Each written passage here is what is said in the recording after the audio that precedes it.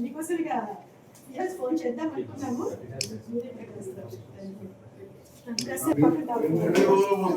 చదువుకున్నప్పటి నుంచి అంతే.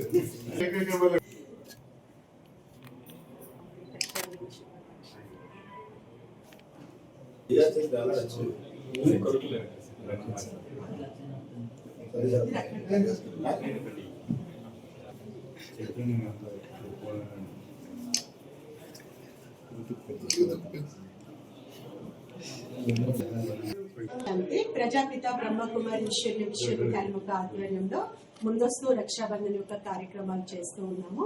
ఈ రోజు ప్రపంచంలో ప్రతి ఒక్క మానవుడు దుఃఖము, అశాంతి, చింతతో, ఎన్నో రకాల టెన్షన్స్ తో, స్ట్రెస్ తో బాధపడుతూ ఉన్నారు. కాబట్టి ఇవన్నీ కూడా టెన్షన్స్ మనం దూరం చేసుకోవాలంటే మనందరం కూడా ఒకరికొకరు రక్షణ చేసుకోవాలి.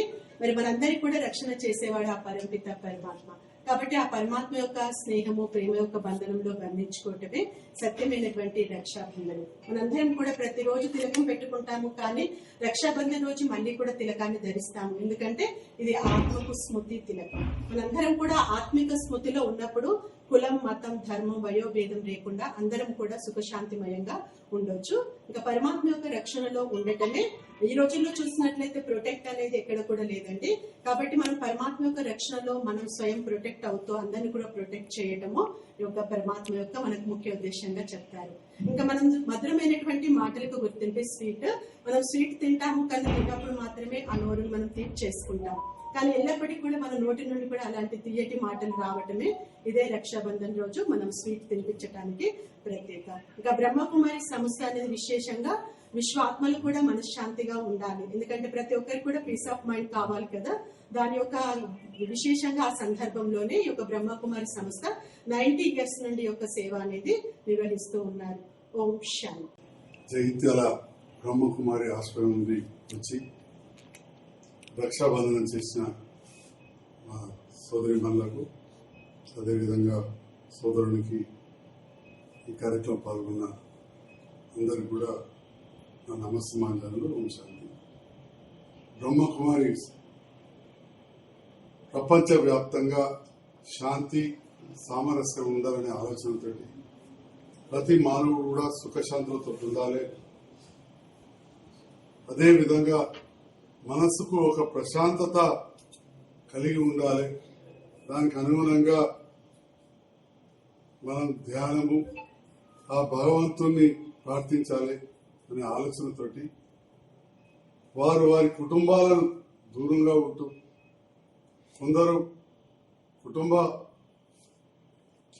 సంసారాన్ని గడుపుతూ సమాజానికి ఒక మంచి సందేశాన్ని పంపిస్తా ఉన్నారు. ఈరోజు ప్రపంచంలో ఎక్కడ చూసినా కానీ అశాంతి, ఎన్నో యుద్ధాలు, బాంబుల మోతలు, దాంతో పాటుగా భూకంపాలు, అల్లకల్లోలాలు. అలాంటి సందర్భంలో మానవాళి ఎక్కడ చూసినా కానీ సంతోషంగా లేకుండా ఒక మనసుకు ఒక విధమైన అలజడితోటి ఉంటా ఉన్నారు. ఇంతకుముందు చాలా విషయాలు మన బ్రహ్మకుమారి సోదరి చెప్పింది. మనం ఎన్నో కార్యక్రమాలు చేసుకుంటూ ఉంటాం. సమాజంలో శాంతియుతంగా ఉండాలి, ఒకరికొకరు సేవా కార్యక్రమం ఉండాలి. మాట్లాడేది కూడా స్వీట్ నోట్లు తింటే ఎంత తీయ ఉంటుందో అంత బాగా మనం ఎదుటి వాళ్ళని నొప్పియకుండా మాట్లాడాలని చెప్పి వారు మాట్లాడడం జరిగింది. ఈరోజు చదువుతున్నారు కానీ మన భారతీయ సంస్కృతి, సాంప్రదాయాలు ప్రపంచవ్యాప్తంగా ఎట్లయితే మన బ్రహ్మకుమారి ఆశ్రమాలు ప్రపంచవ్యాప్తంగా ఎన్నో దేశాలలో వారు ఆచరిస్తున్నారు. 140 కంట్రీస్ లో. నేను కూడా ఇక్కడి ఆశ్రమ సోదరిమణులు, సోదరుల సూచన మేరకు మౌంట్ ఆబు కుటుంబ సమేతంగా వెళ్లి ఆ ఆశ్రమంలో ఒక రోజు గడిపి అక్కడ వాతావరణం కావచ్చు, అసలు ప్రపంచం మళ్ళీ ఏ విధంగా మారుతుంది అనే విషయాల్లో చాలా విషయాలు ఉన్నాయి. చెప్పాలని చాలా టైం పడుతుంది. ప్రపంచ శాంతి కోసం ఒకరికొకరం రక్షగా ఉండాలి. రక్షగా ఉంటూ మన ధర్మాన్ని మనం కాపాడుకోవడానికి రక్షగా ఉండాలి.